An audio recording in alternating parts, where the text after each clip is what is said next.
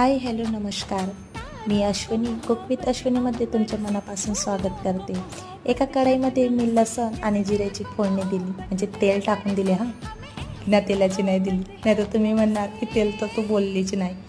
आणि एक कांदा टाकला मध्यम आकाराचा चिरून. मिरची मी सोबतच टाकून दिली होती. त्याला सॉफ्ट होईपर्यंत परतलं आणि त्याच्यानंतर टोमॅटो घातला. टोमॅटो सॉफ्ट होण्यासाठी मी नमक आधीच घालून दिलं.